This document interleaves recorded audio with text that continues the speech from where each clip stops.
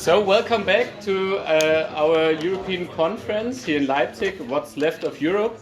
We will now start with our first workshop by Ingar Solty on his book series Edition Marxismen.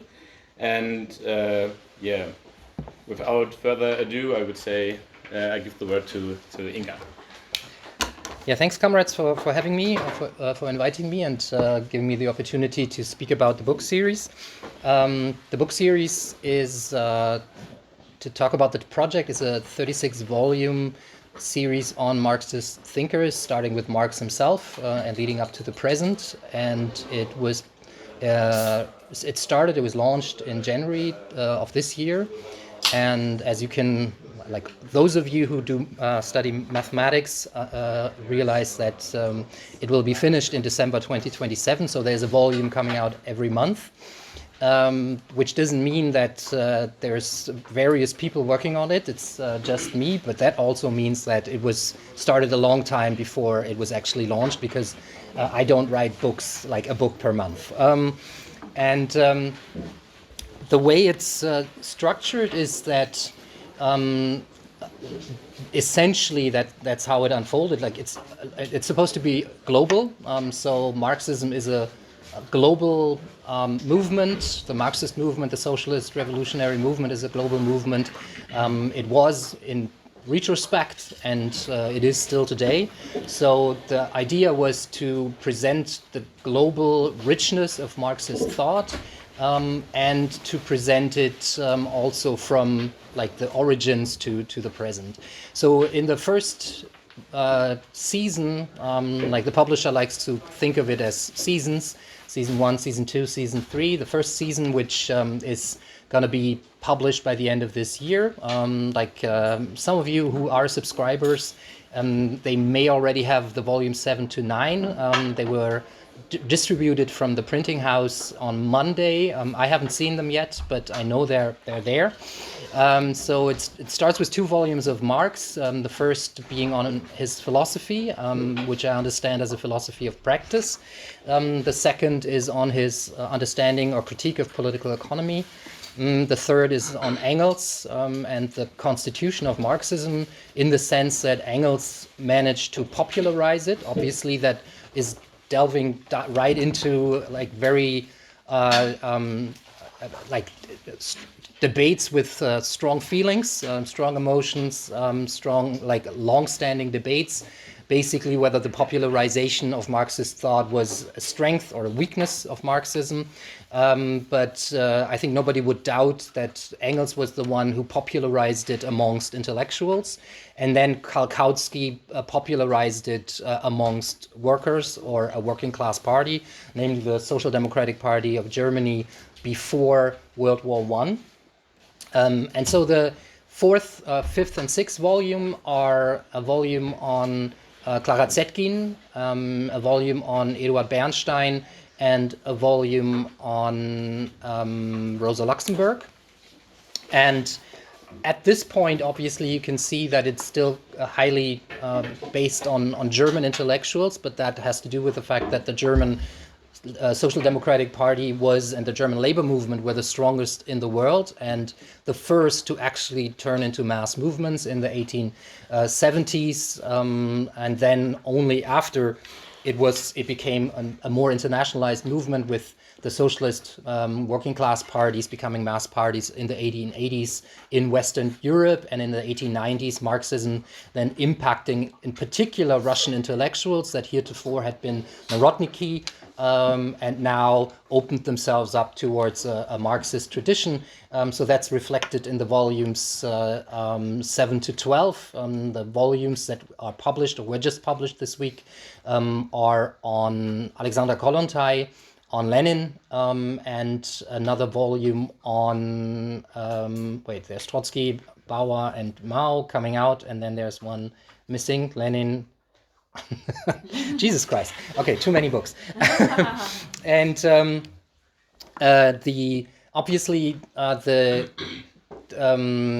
as I said, the volumes 10 to 12 that are now with at the publishing house, and are going to be go to print next week, so that you'll all have a Christmas present to pass around, spread the message, and preach to the converted and the non-converted, are on, as I said, Otto Bauer as the leader of the Austrian Social Democratic Party, foreign minister of Austria, and one of the, like, probably the most important Austro-Marxist, then Mao Zedong and Trotsky. Yeah, those are the volumes. Generally speaking, the idea is, and I think people with platypus will be sympathetic to this, is not like to subscribe to a particular current or to identify like those Marxists that were correct and those who were incorrect. I think that we are in a historical situation where we need to, where at least that's the idea of the project, where it functions as a kind of message in a bottle. You know the metaphor of the message in the bottle from the Frankfurt School, which was like to enable Marxism to survive through the era of fascism, and to survive through the era of like early anti-communism after World War II. I also think that we are in a situation where we need a message in a bottle. We are in the biggest systemic crisis of capitalism, at least since the 1930s, especially because of how grave the situation is. It's a crisis that stretches across various levels. It's not just a crisis of accumulation, it's a crisis of social reproduction, it's a crisis of social cohesion that has to do with the fourth wave of industrialization. And it's a crisis coming out of those three crises, that is a crisis of representation and democracy, that also partly explains the rise of far-right and fascist forces across the former core capitalist countries. And none the least, it's a crisis of the ecological sustainability and a crisis of the climate, and a crisis of world order, namely that 500 years of Euro-Atlantic domination of the world are coming to an end. And we are witnessing the relative decline of the US and the West, and we're seeing the rise of China and the global South.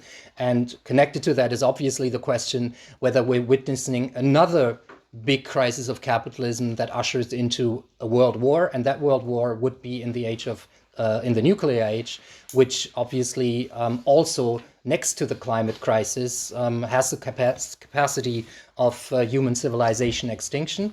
And therefore, so we are in a situation where more and more people not only need, but also seek radical criticisms of capitalism, radical critiques of the status quo.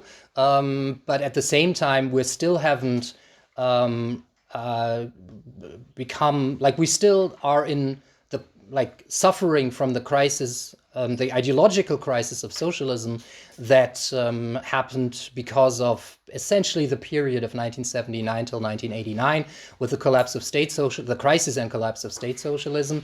And therefore, we also are in a situation where a lot of people that are looking for radical ideas don't necessarily are exposed to those radical ideas, or we have forgotten a lot of the radical ideas that were circulated during the labor movement, ideas that are, despite the collapse of state socialism, are still quite prevalent and can still teach us a lot. Because that's one of the findings. I mean, as you know, as I said, like this project dates back a long time. Many of the excerpts, I tells you how old I am. Many of the excerpts that I made date back 20 years. Many of the volumes, in essence, date back 10 to 15 years. So, and what I learned, but through like going through and developing those volumes, especially those that weren't written when I launched this project, like this includes Karl Kautsky, it includes Clara Zetkin, is the realization that most of the debates that the left is having in the West, but also globally right now, already happened back in the day, especially prior to World War I. And the good thing about those, like the sad thing about that realization is we're repeating history. So we're bound to repeat the same mistakes. The good thing about it is by reading up on those debates and reading how and understanding how socialists back in the day dealt with those questions is something that we can learn and maybe prevent making the same mistakes. And it's also quite illuminating in the sense that we know where the protagonists of those debates ended up. Like we know, for instance, to just give you a few examples, like there was just now we had a party convention of Die Linke in Bremen. As you know, in Bremen, Die Linke is part of the government, and at that convention there was a protest from Verdi service sector workers. Why were they protesting? Because the government in Bremen just introduced the 40-hour work week. So you have a left-wing, like a left-party government participation that is actually extending the working week as opposed to what it should be doing, reducing the working hours per week. And why are they doing this, or why are they in the government? Well, they said it's not the first time that there was a debate about this government in Bremen. You probably also were aware that they voted in favor of undoing the debt brake in the interest of military spending. Right? There was like the Bundesrat had to vote either against or in favor of undoing the debt brake in order to expand military spending for the sole reason of military spending. And the government, like the left party in Bremen, said, okay, we're voting for it, even though we're not bound by it through the coalition treaty, because there will be some infrastructure investment for the state of Bremen. The interesting thing is that whole debate already took place in 1898. The protagonists and the arguments were exactly the same. There was a young German lawyer, like one of those intellectuals from a petty bourgeois background that joined the ranks of the Social Democratic Party after 1890 when it was allowed again, right? Like that it was legal again, and at the same time was rising. Really drew in a lot of intellectuals from mostly petty bourgeois or bourgeois backgrounds. And so this was one, his name was Wolfgang Heine, and he spoke in favor of what he called a Kompensationspolitik, compensation politics. And the deal that he suggested was, okay, we say yes to cannons, also Kanonen gegen Volksrechte. We say yes to cannons, and we gained some social rights, some benefits for the working class. And it was Clara Zetkin, and I document that in the Clara Zetkin volume, who said that this is a bad deal because it means being silent on one of the key issues for the working class, namely military spending. Why key issue? Because on the one hand, the working class realized, like ever since the Boulanger crisis of 1888, that they were on the track to World War I.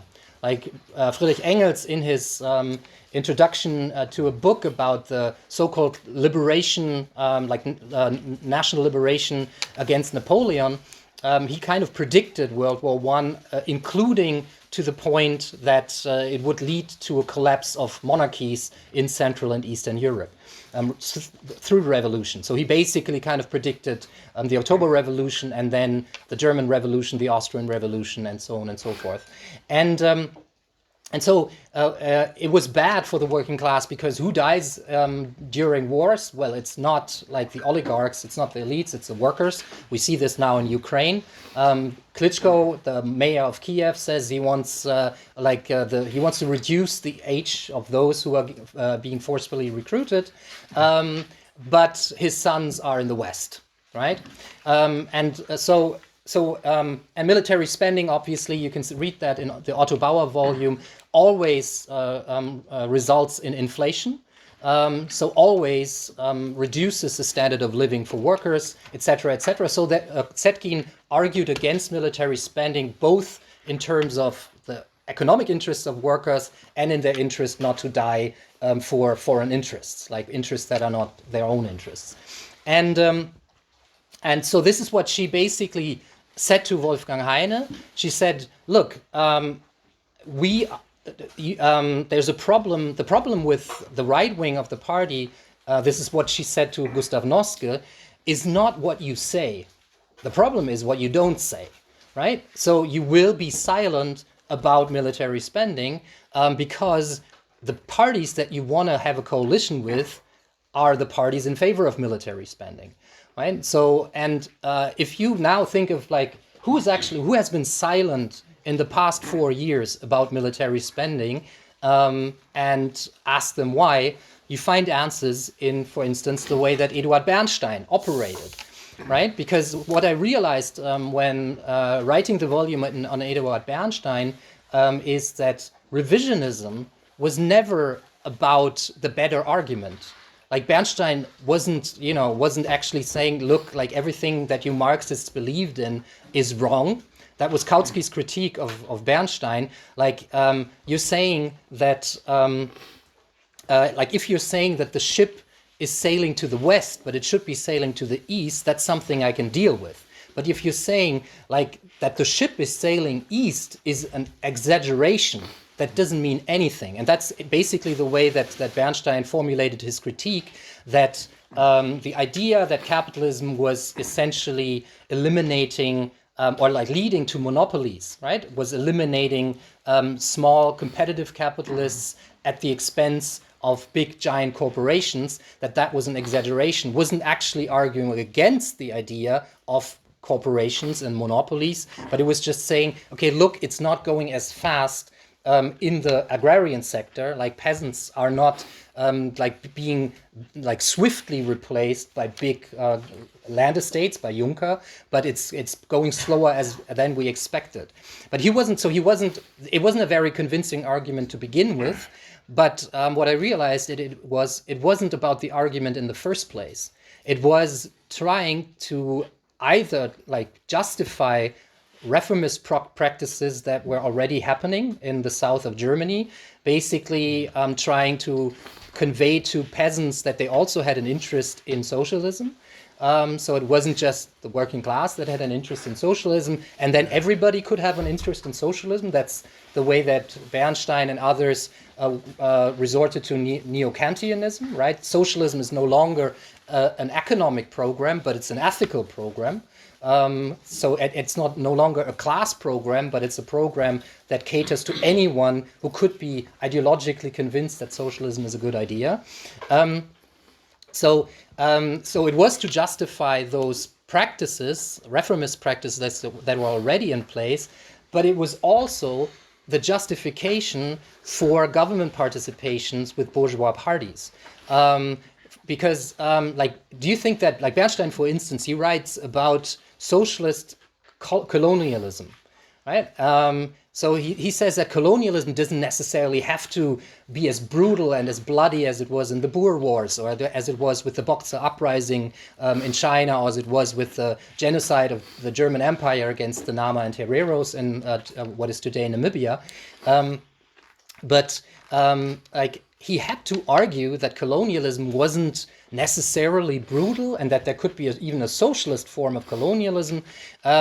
And he wasn't saying that militarism isn't as bad because he actually believed that it would not lead into a world war, but because the parties that he wanted to form a coalition with were the parties of colonialism and were the parties of militarism. So he basically had to find arguments, he had to downplay the bad politics, the devastating imperialist, etc. politics of the bourgeois parties, which he called progressive.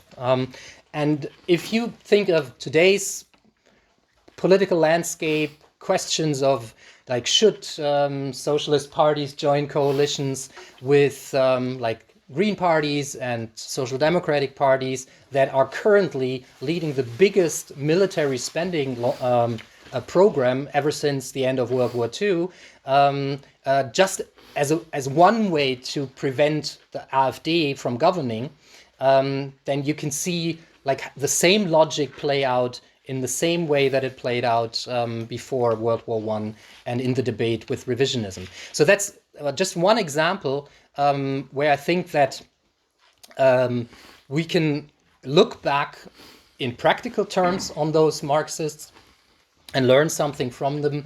But we can also look in theoretical terms, and especially in theoretical terms. And some of the things, and I want to put it this way, like, I think that there's something to be learned from all currents within the socialist movement. So there's something to be learned from Marxism, Leninism. There's something to be learned from Gramscianism. There's something to be learned from Trotskyism. There's something to be learned from Maoism.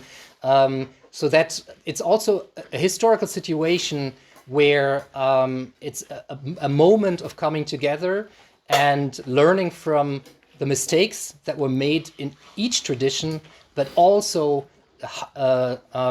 harvesting and celebrating what was good about the socialist traditions, the various and the different diverging socialist traditions. And I think that's, and so the Edition Marxismen wants to lay out the richness, like the theoretical richness of the various segments of Marxist theorizing. And to give you just a few examples, like there's one thinker that people really don't read anymore. It's Karl Kautsky. I could tell that nobody reads him anymore because he's not even in print. And there is not even a collected works edition. Like if you want to read Kautsky, you have to spend quite a bit of money to get hold of the original text, especially when it's about the small brochures that he wrote and that never got reprinted. So like when you buy them, it's a print from 1919 or 1920 or something like that. And why wasn't he read? Well, he stood between the communist tradition, like the party, like the Comintern communist position, but also he was outside the social democratic position. I mean, he used to be the high thinker, the high priest, he was called, of Marxist thinking, because he edited the leading Marxist journal after even before the death of Marx and Engels, called Die Neue Zeit. He left. I mean, he played a quite terrible role after 1914 because he suddenly started believing in everything that he had criticized before, because he was a centrist, so he wanted to bring everybody together. But the split of the labor movement due to World War I was inevitable, so there was nothing to hold together at this point. But he tried to do that and then developed a kind of pro-war position. When in 1970, the dialectic of war had unfolded, and there was no way that you could defend World War I and the trenches, you couldn't defend the slaughter that was taking place.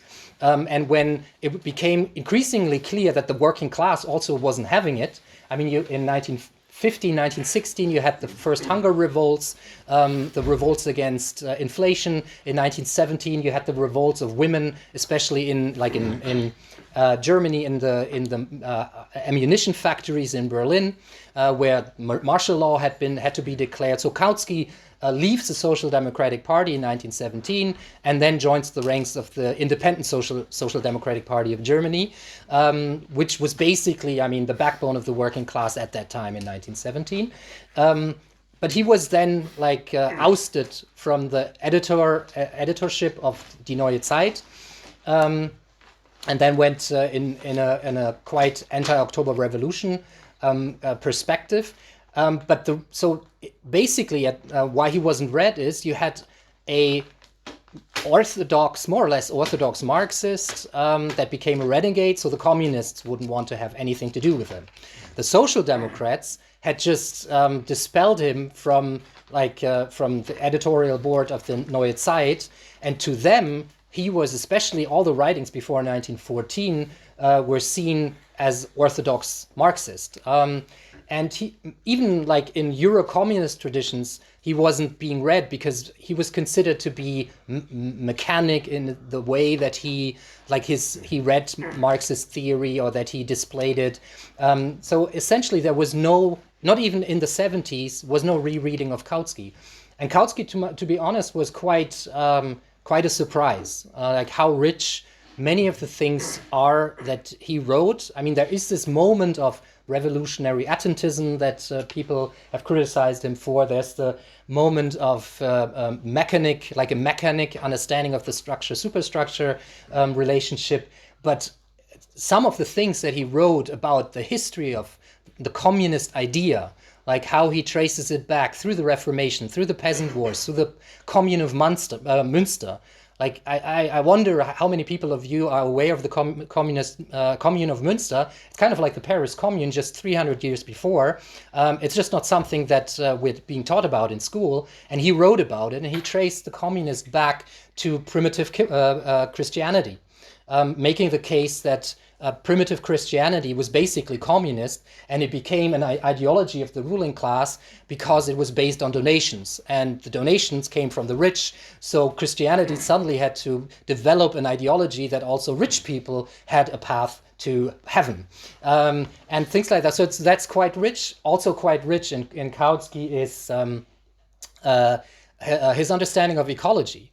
Like Kautsky, when the corona pandemic came around, Kautsky wouldn't have been surprised.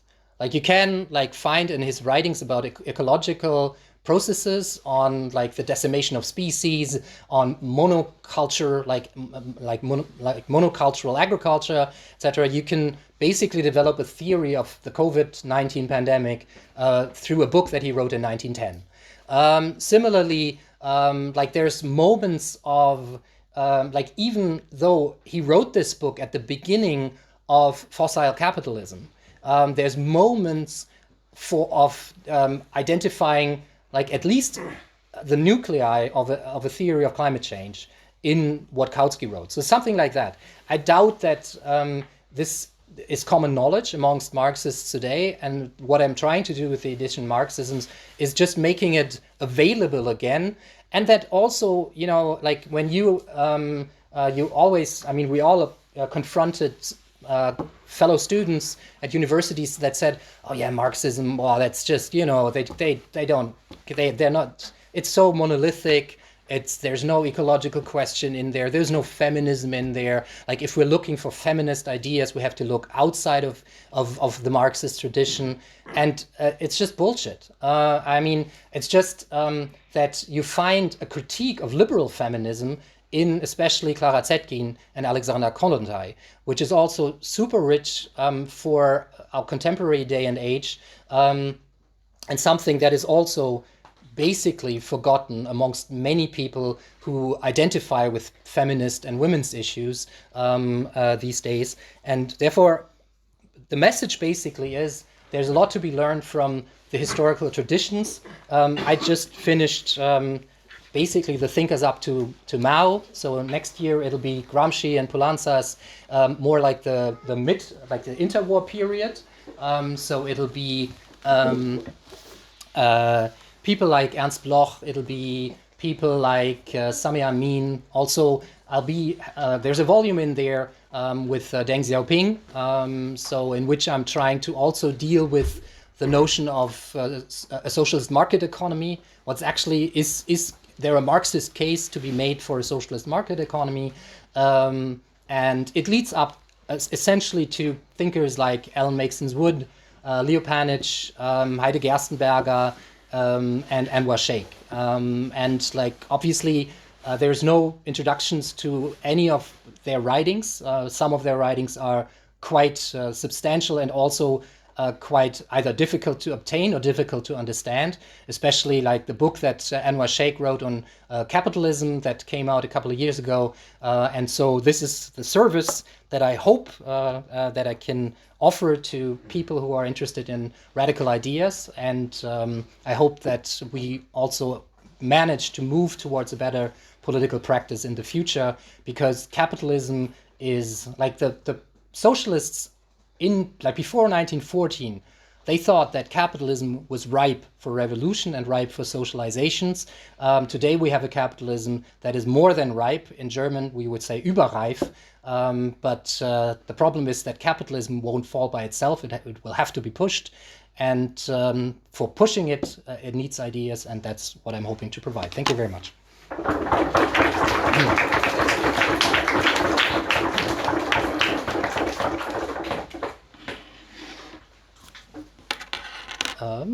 Okay, so maybe. Yeah, I will just. Okay. Yeah. I have a question about the Clara Zetkin book. Mm-hmm. Yeah, you're right about the title Materialist Feminist. And yeah, I want to ask, isn't it a kind of misconception about Clara Zetkin to put the word feminism in front of her book? Yeah. Because for her, obviously, the question about women was only a question in, yeah, about socialism. So her point was that, yeah, women need to be part of the SPD, need to be part for the fight for socialism, and so I don't really understand why you put her as a feminist, especially, and because when I read the book, I had the feeling that you wanted to push her Marxism, that maybe most of the people who read Clara Zetkin today maybe will not so well understand, but aren't you reproducing this misconception with the title Materialist Feminist? And why have you chosen this title? Shall we collect a few? No, or no? answer. Okay. You're very close to the point. Like she would not have considered herself a feminist. She doesn't use the term. She uses it once. It's even more pronounced with Alexandra Kollontai, the volume that just came out this week. She actually uses the term feminism frequently, but she uses it as a denunciative term.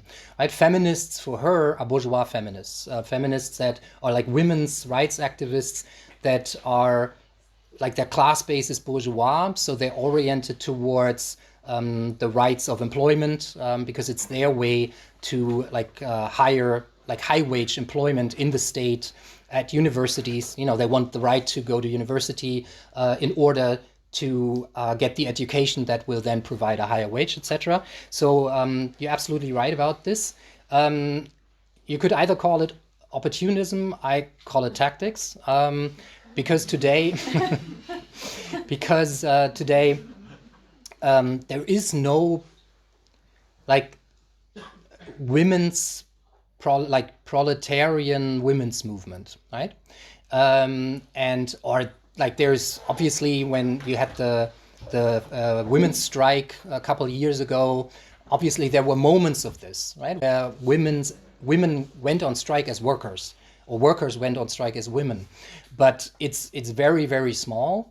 And obviously, people today, when they deal with issues of that women face, like who is doing the laundry, who's doing the shopping, like who has the mental load of taking the kid to a lecture, or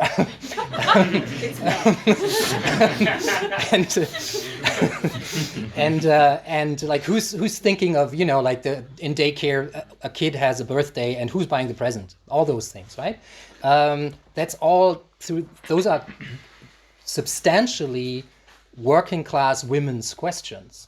Also femicides, all those things, because obviously if you're poor, you're forced to stay with an abusive and a brutal husband because you find an apartment in Leipzig or Berlin or any other place to move away from that abusive husband. But all those questions are formulated through the lens of feminism, right? And so the idea is to lead people who identify as feminists, who are oriented towards feminism, to lead them away from it, basically, and lead them to a socialist feminism, or whatever you want to call it, but to lead them to an understanding of the women's question through the lens of Clara Zetkin and Alexandra Kollontai. Okay, I would take Lucas in the back. And thanks a lot. I wanted to ask you about the rationale of what learning from history mean in the context that you kind of tried to summarize at the beginning of what the rationale of the books are. And maybe I want to read like 2 sentences just from Hegel and then maybe I love Hegel. Philosophy of History, he says, was die Erfahrung aber und die Geschichte lehren, ist dieses, dass Völker und Regierungen niemals etwas aus der Geschichte gelernt und und nach Lehren, die aus derselben zu ziehen gewesen wären, gehandelt haben. Jede Zeit hat so eigentümliche Umstände, dass ist ein so individueller Zustand, dass in ihm aus ihm selbst entschieden werden muss und allein entschieden werden kann. So in English it's like from history and acted out of it in the sense of there was a concrete takeaway from history that you could just repeat and thereby like actually have something concrete to learn from history, but every situation is so different that you have to think through the concrete situation itself. And my question is kind of, in this collection of the books, you make a lot of claims like, we had this already, there's a repetition, but we know how it turns out. We know what was the good slogans, what was the bad slogans, what the good tactics were the bad tactics.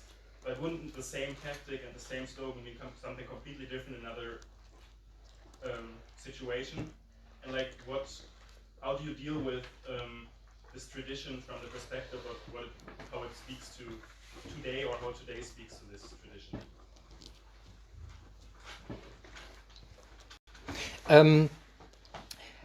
I mean, Hegel's understanding of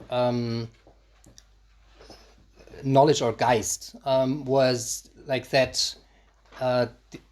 We have to elevate ourselves to the moment. We have to become conscious of what is going on historically, what are the historical trends, the dialectics that are unfolding. And so you're right about this, that history is not repeating itself, because history has been moving forward ever since. But at the same time, we're still living in a capitalist society. And many of the key features of a capitalist society, namely capitalist crises, capitalists monetary policy, capitalists, like things like inflation, they are not fundamentally different, right? They follow the same logics. So it's worthwhile to go back to Otto Bauer, for instance, and read what he wrote about inflation to understand what is going on today. Because, I mean, it's not self-explanatory. On the one hand, you have capitalism. Yes, it is. We do have monopolies, but we also still have competition. And competition, we can see this especially in high technology, leads to lower prices. Right? So how is it possible that we are what explains that paradox that we're suddenly dealing with higher prices, that the prices of goods are increasing rather than decreasing, and that's something that a logic that was already being dealt with prior to World War I, partly because of military spending, and therefore there's still a lot to be learned from those theories, right? That's what I'm saying. Not necessarily like I did say, and I do believe in this, that also historical moments, or tactics, etc., or like basically also mentalities. I mean, the mentality of opportunism is not gonna go away. It's opportunistic people follow the same kind of, or very similar psychological logics of personality, I guess. So that's also something that I think is good to understand. I mean, Gustav Noske probably at the time when he was confronted by Zetkin, people might have said, okay, but it's very smart to not talk about military spending because we want to have tactical alliances. Or it's very smart to not talk about it because it's not a winning issue, right? Or it's very smart to not talk about military spending because we want to have reform coalitions with progressive parties. And I just stumbled across the fact that, oh yeah, this is basically what's going on right now. And that's it's not something that like much of the Edition Marxismen is also bottom up, right? I didn't dive into it with a clear understanding of what I would want to find, but many of the volumes are driven by the material itself. Like that's why I also praised Kautsky the way I did, because like in my intellectual formation, Kautsky didn't play a role. He was always understood as like Second International Marxism, like that's just not interesting. We're not reading it anymore. And like going back to texts that people tend to not read, I found very illuminating, and I hope that they may help you in your politics the same way that they help me understand the situation we're in a little bit better than before. Ilario? This actually connects well to my question, because I wanted to ask you, so I assume that many people will probably read individual volumes and then focus on one thinker and one moment, but of course you now probably wrote them at different times, but you sort of thought about it in one conjuncture as all the volumes, which basically span the entire history of Marxism, right? 200 years. And I wanted to ask you if you had any insights or found something when looking at that whole history that you wouldn't have seen if you had just worked on one thinker or one time period. Yeah. That's an excellent question, because like one thing that like it's a life-changing experience, like things that I did not expect to happen.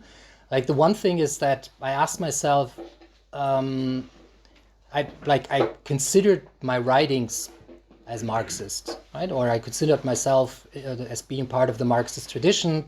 My intellectual biography was being trained by Marxists, like first in Marburg, in the Marburg School with Frank Deppe, Reinhard Kühne and Georg Fülbert.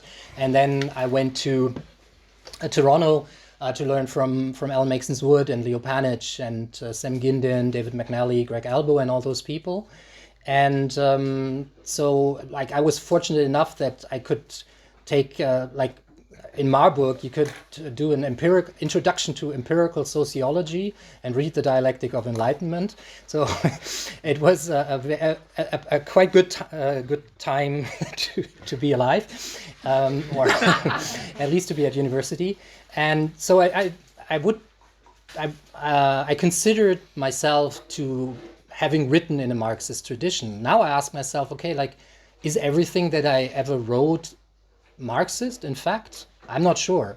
And I learned that maybe Marxism is something like you're not born a Marxist, but maybe as you always become a Marxist, but maybe becoming Marxist is a lifelong experience, and maybe we even die before we actually have developed into Marxists. That's at least something that I'm thinking about. And about the long trajectory or longue durée of Marxism, I mean, we know the thesis of Perry Anderson that especially Western Marxism became increasingly theoretical. I mean, it was mostly no longer connected with working class parties in many respects, strongly connected to universities, and therefore undergoing also the waves of academic fashions, etc., etc., and like the logics of a university, then also during a neoliberal, like the neoliberalization of universities. And so we know this, but I found it, on the one hand, I understood that the idea or the notion that the party leader was always also the smartest Marxist, which you could get from, the role that Lenin played, for instance, that is not necessarily true for even World War I, like pre-World War I Marxism or socialism, right? I mean, close to Lenin is maybe Otto Bauer, because he was not only the most vibrant and the richest Marxist thinker of the Austro-Marxist tradition, but he was also the leader of the Social Democratic Party. But apart from that, Karl Kautsky never ran for office. Right? He never had any position in the Social Democratic Party. He was obviously connected to the party. He was a Marxist writer, not a Marxist politician.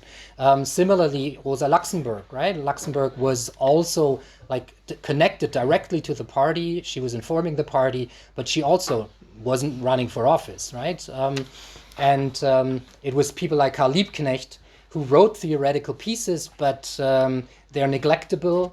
Overall, I would say, maybe I'll reconsider this at some point, but that's my understanding at this point. So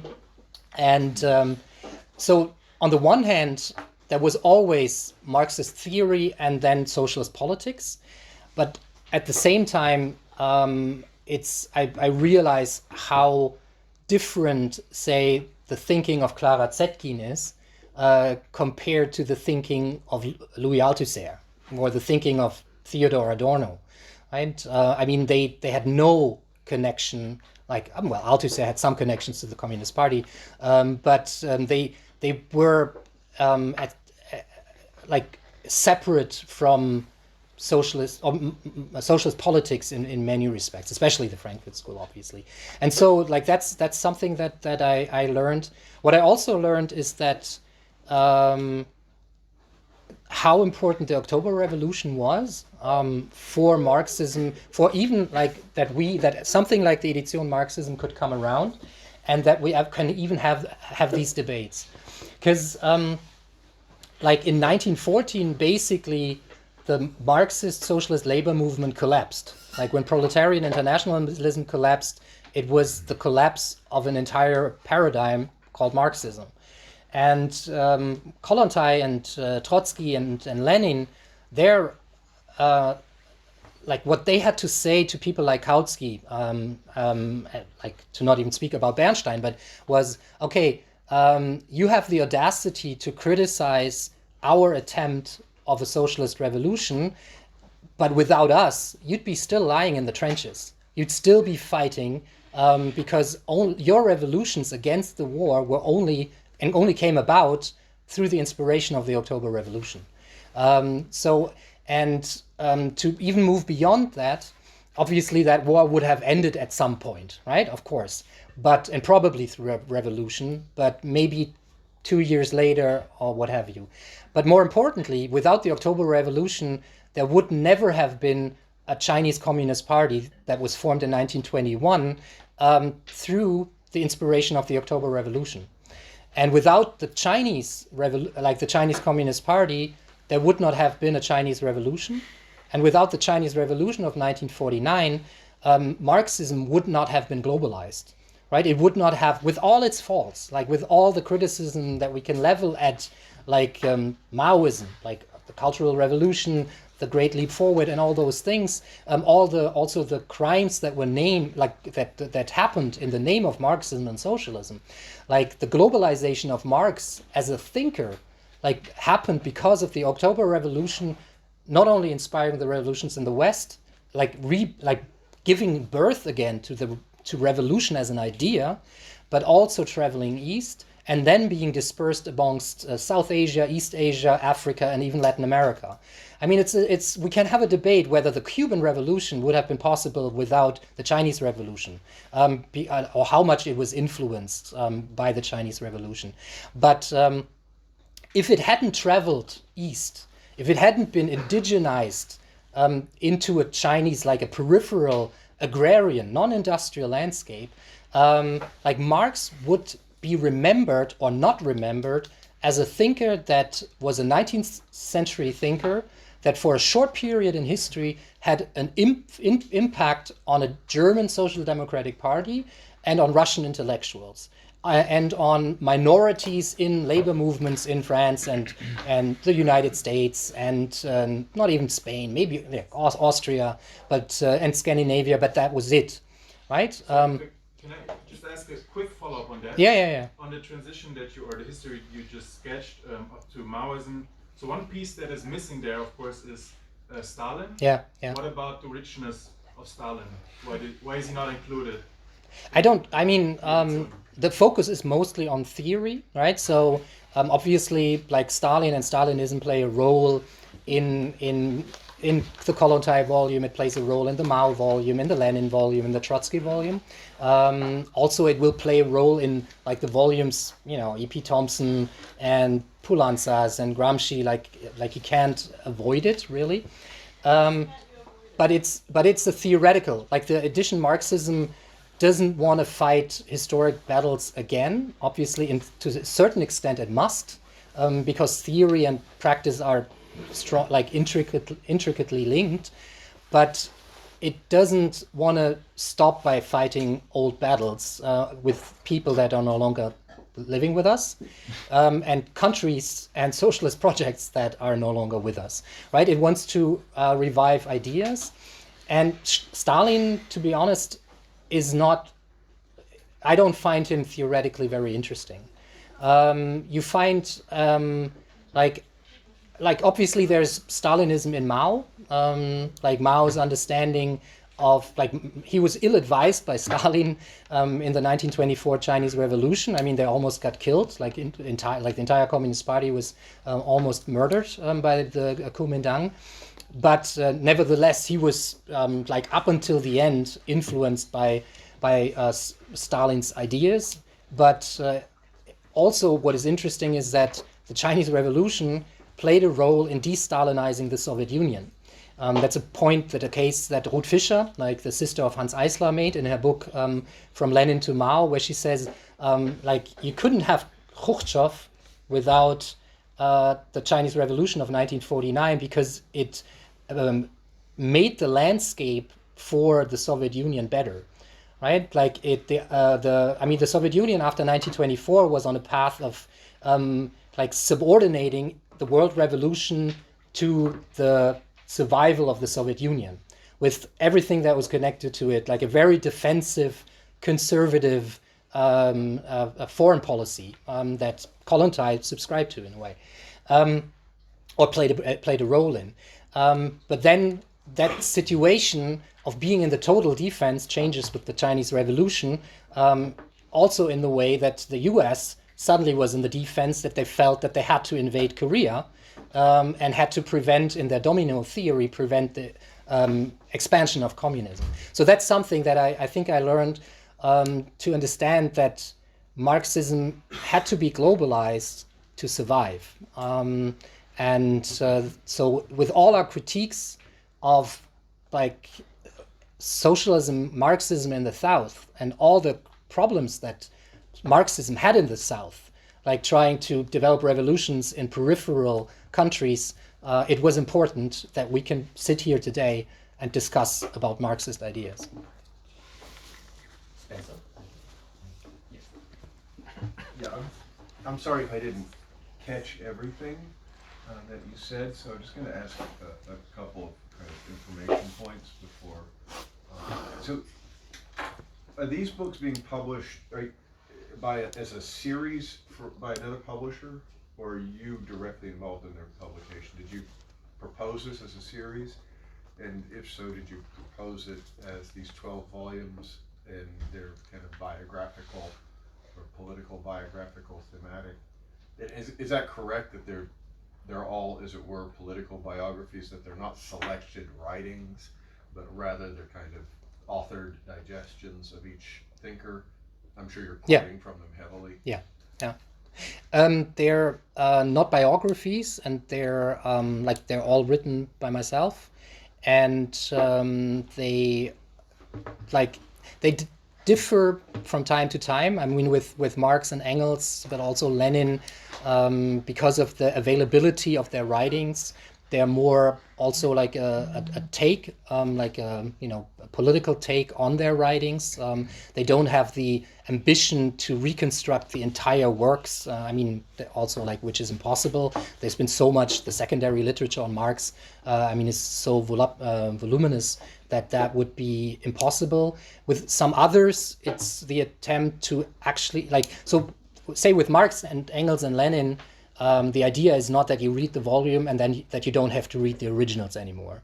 But with Zetkin, Kautsky, Kollontai, and other volumes with Mao, I would say that it's possible to, the ambition was to reconstruct the entire works of their writings that are available. I mean, with Kollontai, I don't read Russian. So with Kollontai, it's all the German, French, and English writings that I could gather. So that's so. And how did you publish it in terms of the publisher? The publisher is Brumaire, which is like the publishing house that publishes the German edition of Jacobin. And if you're asking for how it came about, I can be honest. There's a German saying that you come to, man kommt wie die Jungfrau zum Kind. I arrive at the child like the virgin. And because what I approached the publisher with was basically something like, the 3 volumes Leszek Kolakowski on Marxism. So it was basically 3 volumes, very thick volumes of Marxist history, and the publisher said, who's going to buy and who's going to read those volumes, right? And so how if we dissect those volumes according to the thinkers, and then add some others too that might be of interest, also to follow the 36, the 3-year schedule. So it opened up possibilities too, like to even move beyond the original project, and also facilitate that people are interested in just one thinker, and then arrive at the whole richness of the Marxist tradition. Now this is the Yeah. question, the substantive point. Okay. So my question is about the landscape of leftist publishing today. Yeah. And how I think you said that you wanted to adopt essentially a non-sectarian approach. Yeah. And how that might be appropriate as an author, right? As an ambition in writing. But of course, you're encountering the sectarianism in the publication world, and it can be more or less openly avowed. And so I guess I'm asking how you experience the German language publication environment and the kind of ideological environment that it presents, because any presentation of Marxism is going to get a kind of feedback from publishers, and they're going to push you in one direction versus another. And obviously, like the imprint of Jacobin, when I think about that in English, I think those people will never publish me. They will never? They will never publish me, right? I know that they won't. Do you identify to a certain tradition, or? No, I mean, I'm a member of Platypus, and that would be enough. All right. In all seriousness. Yeah. And it would have to do with certain figures in the English language publishing world that impose a kind of crypto-Trotskyism that is very dishonest in the way that it doesn't tell you what you're supposed to, what the line is that you violated. Could you convert? Did I say no? Actually, I agree with that. Right? It's absolutely very opaque, right? And so it's those kinds of questions for you surely steered into a lot of headwinds, just trying to take up the Marxian tradition and what is it, and do we have to have a non-Western thinker, and what about geographical representation and Stalinism and all of these questions, and how does that? How do you experience that in Germany and in Central European publication? I think if I had published the lineup for this big festival, I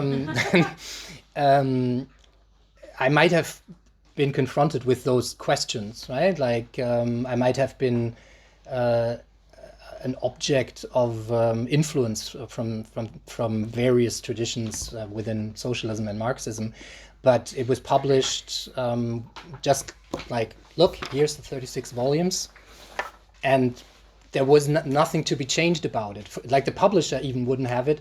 Like I realized, okay,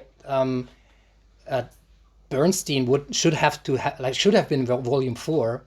Because the revisionism debate comes right out of the agrarian question debate. It comes out of right after Engels' death. And it's Zetkin that responds to the revisionism debate. So I thought, could we maybe change the order so that Bernstein is volume 4 instead of volume 5, and Zetkin is volume 5 instead of volume 4?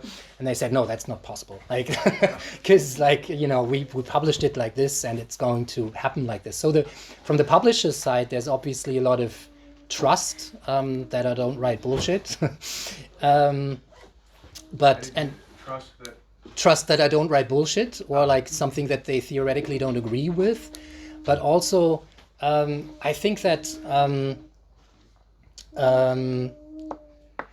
I guess that not even I know where the project, or where my understanding of some of the thinkers that came new to the whole series would develop into. Like Kautsky was, for instance, I would have thought it would have been a much shorter and much more critical volume, because I thought I wouldn't be interested in what he had to say.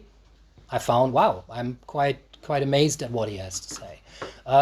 Similarly, Otto Bauer, I also didn't think that he would be so rich. I mean, I had the 9 volumes. I had read maybe like the equivalent of 1.5 of those volumes through my lifetime. But when I realized, okay, this is interesting, and I realized, okay, crap, I have to read the 7.5 volumes now, because it's like I want to represent it in one way or another. But so it is an open project also from the publisher's side. And there is now, I mean, there's talks with international publishers, English publishers, like some of the big left-wing publishers are interested in translating it. And to them, I think it's not even the content. I mean, yes, like Pluto, Verso, like some of those publishers, they know what I write, but they know a little because most of it is in German. So for them, it's also a question of trust. Will they be happy with everything I say in those volumes? Probably not. But I guess there is this idea, okay, it's useful for this day and age. And maybe that means that we're in a day and age of not eclecticism, but openness towards different traditions. That's what I'm hoping for. And that people say, okay, why isn't Stalin in there? But why is Trotsky in there? Stuff like that. I hear it. I understand that it comes from a particular tradition. But with many of those traditions also, that's my impression, it's much more a statement rather than an actual, like, how do you say, like, not devoured, a digested tradition. Because sometimes I hear people who identify as Luxembourgian say a lot of Bernsteinian stuff. I hear a lot of people who say they're Trotskyists, and I think that's not Trotsky. And so, yeah, I hope that people find what is useful to them reading those. That's what I hope. Okay, I would choose, you maybe? Yes. So many hands, so, and I would Okay, say one or shorter. 2 more questions after that, because we have to wrap up at 15:30. So at the beginning, you invoked the metaphor of the Flaschenpost, which, at least from my understanding, points to the inability to act in the now and into the future. Yes. Yeah. And on the same time, you evoked this example of Die Linke in Bremen, who relived a discussion that was already done like 100, 200 years before. So how does this fit together? On the one hand, the metaphor of the Flaschenpost, and on the other, this thinking about the now. Excellent question. I mean, the Frankfurt School metaphor is not what I had in mind. Maybe I should change it and no longer use it, because the idea of those whole volumes is, yes, we want to be smarter. We want to understand the world we live in a better way. I mean, you could invoke Adorno in that respect, because he said like the things that we know, they don't encroach on us without us knowing them, so they are much more harmful. Like what we know, I mean, even if it means like, oh, in 3 days there's going to be World War III, so maybe I book a plane ticket now, is something that can be useful knowledge if you want to survive, at least as an individual. Nonetheless, the idea is to change the world. That's like what the only reason why I write those things, and also why I have the energy to write those. The caption for those volumes, or how we bound them together, is 200 Jahre Systemkritik für systematische Weltverbesserer, so 200 years of critique of the system for systematic changers of the world, or world-changing people. And that's what I believe in, also because I do have children, and they need a changed world, because this world will turn into hell if capitalism sticks around. for more time. Action now. Yes. It would say, I would say Ben and afterwards Henry, okay? So these are the two questions. I'd like to ask this question personally rather than as having overseen this project, but in curating all of these thinkers as figures that are important to the history of Marxism, in your process of taking them up, especially towards the tail end of it, do you feel that there are irreconcilable differences between the approaches and conclusions of individuals or traditions within this? And for you, from that, have you developed some sense of maybe what Marxism is that can't encapsulate all of these people? What is that? I mean, at the macro level, for sure, there's irreconcilable differences. I mean, it's the Edition Marxisms is not going to solve the logical versus historical divergence of when reading Capital, for instance, right?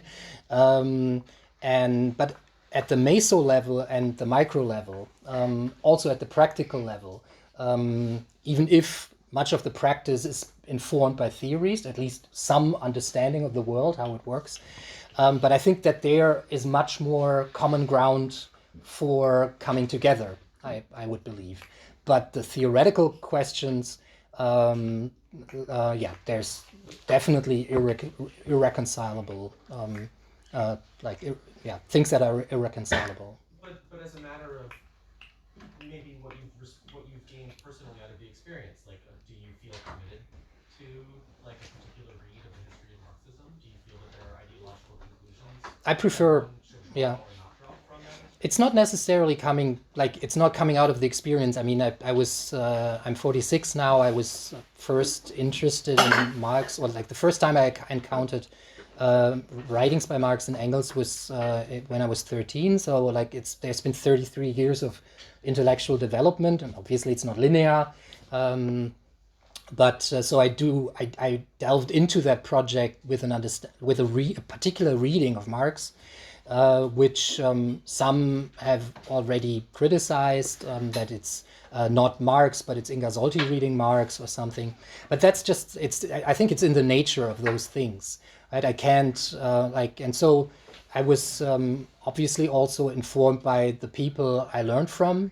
So I learned in the tradition of the Marburg School. I realize now also what some of its limitations are. I was trained in the Toronto School of Ideas, not the least in the neo-Gramscianism ideas. I realized also at the time what its limits are. I was an editor at Das Argument, which also has a particular reading of Das Kapital for 10 years. So obviously I do have a particular approach, but I try and be an open Marxist, I guess, right? And I think it shows in the way that even a social democratic party leader like Otto Bauer can mean quite a bit to me. So. Yeah, maybe one last question. You've said a great deal about why you think we need to go back to these debates and all these figures and think about like what they can contribute to our understanding of the present moment. And I was wondering if you were also encountering, and maybe discuss this in these books, if there might be things that we would be better off forgetting. Okay. Right? If you can maybe say something about this. And then you also said we need to remember all these things because, like Mao, for example, because the popularization of Marxism and the globalization of Marxism came with it. And maybe in connection to the first question, was that necessarily a good thing that we profit from today, or might that be actually an obstacle to go forward? Very, very interesting question. I mean, it's clear that we are not in the situation that people prior to World War I believed that we would be in, right? If it had been up to them and their understanding of historical development, we'd be living in a socialist, in a socialist world, especially in in a socialist world of formerly capitalist and developed capitalist countries. So obviously there are a lot of, like, not only has the failure, we'll be talking about this later tonight, the failure of world revolution in the West led to a situation where socialism lost its innocence, right? But I'm firmly convinced that without, like, that this is the legacy, right? There is no way of like trying to distance, as some people do, ourselves from that history, because it is our history, and if you distance yourself from it and don't engage with it, you're bound to make the same mistakes or very similar mistakes, right? So that's and that obviously is also part of this. I think you're right in your estimation that I try to be constructive. Like, there's loads of books being written about the failures of Bolshevism or the failures of parliamentarian socialism, right? And I do want to point to those failures, but I do also I want to move forward. So I do want to capture what was correct in the criticism, but also what is useful for us today. And sometimes I do it explicitly. It's quite explicit in the Bernstein volume and in the Zetkin volume. It's less explicit in the Kautsky volume, but the Kautsky volume is one that I'm particularly proud of, because in, like, I do like also like quoting sentences or essays or books from those thinkers that are kind of like landmines under a few political groups today, or political parties, or political practices of some sort. So I don't know if that answers your question. But. Yeah, I kind of wanted to push on this. Maybe. Oh, I should stand up? Okay, sorry. Just on this point a bit, and also the question that Hilario asked, and how is it in the volumes of the book that you deal with the break and change after 1917? Mm-hmm. And I think, actually China's a really good example for this, because in some ways it's a bit problematic to say that 1917 was popularized through a kind of Chinese agrarian revolution. I mean, we could say that the only reason... Yeah, I'm listening. That the 1949... When you have kids, like, you learn to... Yeah, of course. When the 1949, the fact that the 1949 revolution was a peasant revolution is in some ways the result of the failure of 1925 to 27, right? And 1925 to 27, the figure, I guess Mao did write a dissent from where the party went, but the figures would really be like Chen Duxiu and Li Dazhao, and not really Mao.